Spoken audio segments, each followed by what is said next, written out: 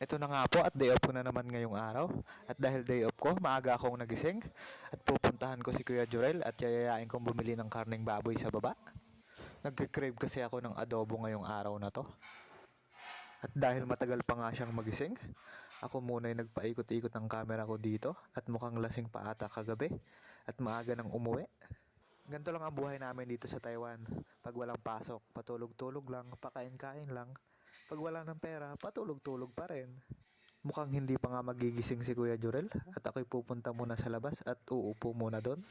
Habang nga ako'y nakaupo dito, ay naabutan kong nagluluto din ang kasama ko dito sa dorm, sa katabing kwarto ko. At ako nga'y pumunta dito sa bintana at tiningnan ang labas at mukhang hindi naman masyadong mapag ngayong araw na to. Malamig na kasi dito. At ayan na nga po at nandito na kami sa bilihan ng karning baboy. Ayan na po at namimili kami ng karne kung anong bibili namin. Pagkatapos nga po namin bumili ng karning baboy ay naghiwa na si Kuya Jurel ng sibuyas at bawang at gigisahin niya na daw po ang karning baboy na pang-adobo namin.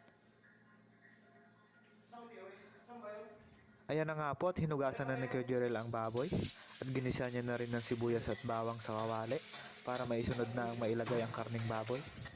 3 kilo nga po pala yung binili naming karning baboy at yung iba po ay minarinate niya at ilalagay niya daw po yung iba sa alamang at magluluto siya ng alamang ngayong araw.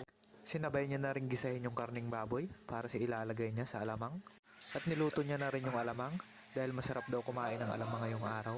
Kita mo naman, hangover pa yan. Pinapakilala niya yung alamang na lulutuin niya. Oh. Masarap ba yan? Mukhang nasobran sa alak to o kulang lang sa alak to ngayon.